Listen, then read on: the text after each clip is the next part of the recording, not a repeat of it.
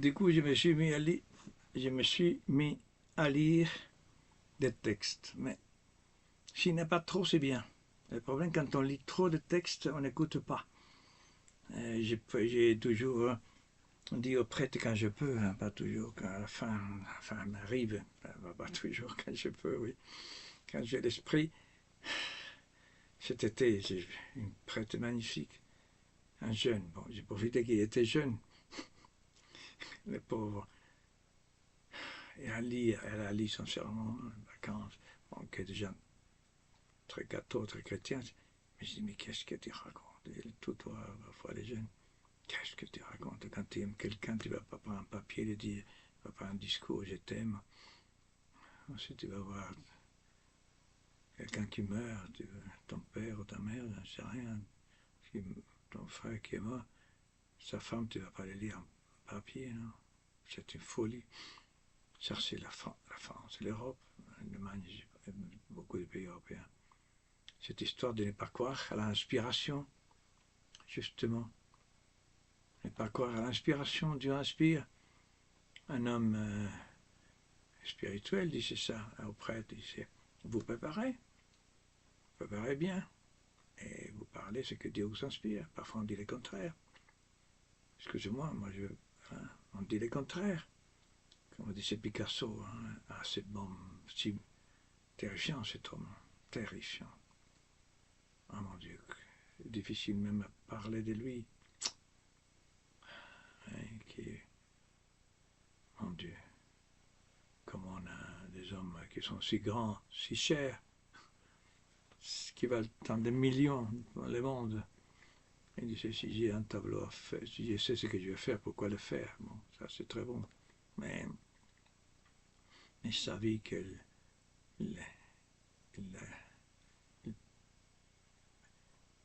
avait des femmes, il avait des enfants avec elle pour les retenir. Monstruosité. Et ces derniers tableaux sont tellement immoraux. J'ai entendu dire un jour, je pense que c'est vrai parce qu'on ne les connaît même pas à la fin de sa vie. Des obscénités sexuelles incroyables. Voilà. Ça nous a scandalisé et ne pas croire que je suis mieux que lui. Mais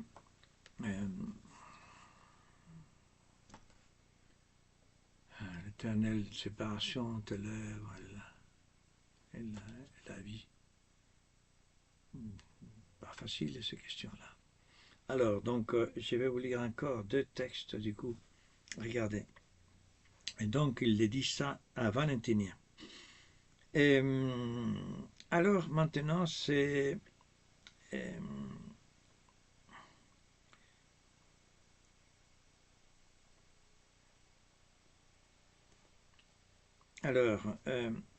alors, regardez. Avec Théodore, c'est autre chose. Hein. Devenu le seul maître de l'Empire romain, Théodose donc le premier, va subir lui aussi les réquisitoires et l'intransigeance du Saint-Évêque. J'aime pas ce mot intransigeance. Venu apporter des offrandes dans l'église de Milan, l'empereur, l'évêque lui commande de rejoindre les troupeaux de fidèles. C'est magnifique. Sortez du sanctuaire et demeurez debout avec les autres.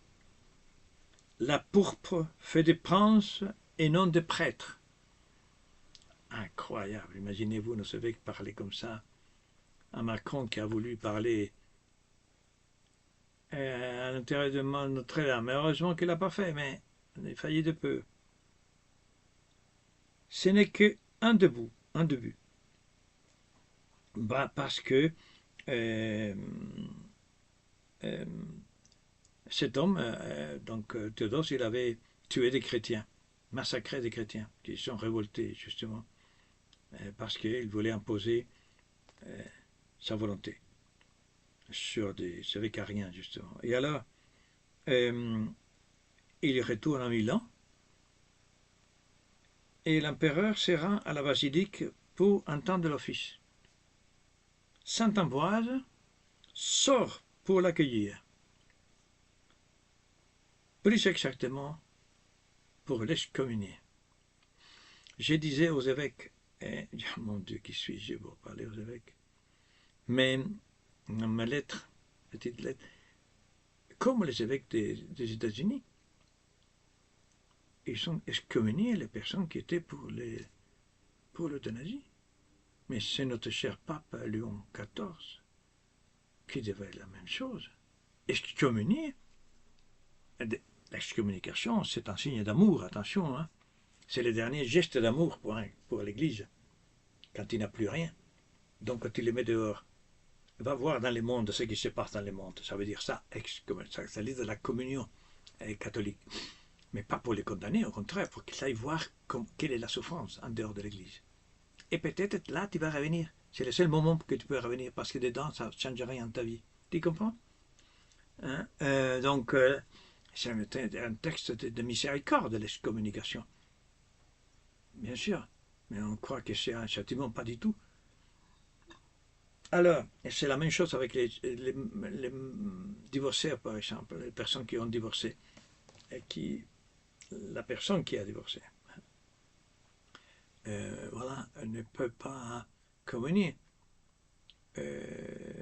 Non que c'est un châtiment, non, parce que ça c'est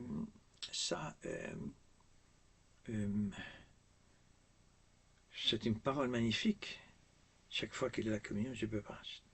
Un appel pour que moi, je trouve Dieu à nouveau. Parce que, bon, voilà, pas du tout une exclusion de l'Église, au contraire. C'est un appel à connaître Dieu. Voilà. Donc,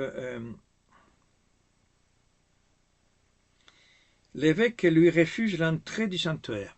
Alors voilà, c'est un homme qui écrit François Marin Fleuot et parle sur l'excommunication de 17 rois de France. C'est un grand livre, un bouquin d'une érudition incroyable.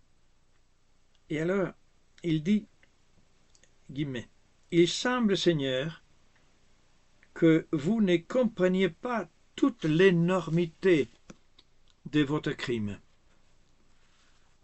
Peut-être que la grandeur de votre dignité vous éblouit et vous empêche de connaître vos faiblesses. Sachez que vous êtes homme comme les autres. Comment osez-vous entrer dans le temple de Dieu que vous avez offensé? Oseriez-vous étendre vos mains teintes du sang des innocents pour recevoir le corps sacré de Jésus-Christ? Et il continue. Voilà. C'est ce qui se passe aujourd'hui. Les mains teintes de sang des innocents par l'avortement, par l'euthanasie. Combien de personnes vont être comme avec le peu de liberté, comme obligées de, si on peut dire, hein, on n'est jamais obligé totalement, mais dans la faiblesse, pour ne pas faire la peine à sa famille, mourir, oui, comme ça, se feront des économies, mes enfants. Et ça coûte trop cher, toujours les personnes âgées entendent se justifier. Et vous parlez aussi des personnes âgées.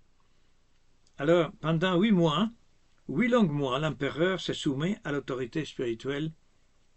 Le jour de Noël, écoutez bien, l'empereur se présente une nouvelle fois, regardez, il a fait son travail, hein, la parole, devant l'abbatiale. Saint Ambroise sort et lui parle avec magnanimité. Il met Théodose en pénitence publique. Puis il lève son excommunication. L'empereur, le dernier empereur romain d'Orient et d'Occident, se dépouille de ses habits impériaux. Imaginez-vous la scène. C'est historique tout ça. Hein? Se prosterne sur le pavé et proclame: Ma bouche est collée à la terre. Rendez-moi la vie selon vos promesses. Regardez ce que dit l'empereur. Voilà. Et cet homme, l'historien, aux portes de la basilique de Milan, un séjour de Noël 390, le monde a changé de base. L'autoritas de l'Église a soumis la potestas des empereurs. Ah oui, parce que l'Église a l'autorité, et pas le pouvoir, mais l'autoritas l'a emporté sur le pouvoir. Regardez, quelle merveille, hein? Donc c'est ça que j'ai mis les évêques. Allons tous devant l'Assemblée, sans peur de rien. Regardez comme, pour finir, donc cet homme est donc le père Doncker, Paul Doncker, un homme qui a fait la guerre de 14, incroyable, passé toute la guerre, il n'est pas mort, il était blessé, il est revenu un prêtre. Hein. Et alors, en 1924, avec Guerriot, président du Conseil, voilà, de la Troisième République, et alors, qui avait pensé donc renvoyer à nouveau les prêtres. Mais les choses ont changé parce que la guerre est passée par là. Et alors, écoutez ce qu'il dit, entre autres choses, je vais regarder. Ni moi, ni aucun autre, car tous ceux qui étaient en âge de se battre se sont battus. Ni aucune femme, nous ne prendrons la route de Belgique. Cela, jamais. Vous ferez ce que vous voudrez. Vous prendrez nos maisons. Vous nous ouvrirez vos prisons. Il se trouve en effet des places laissées vides par qui vous savez. Soit. Mais partir comme nous l'avons fait en 1901, jamais. Et Herriot, il est revenu. Incroyable, hein? Alors, je vous lis un petit texte encore, dernier texte de la fermeté, comment des hommes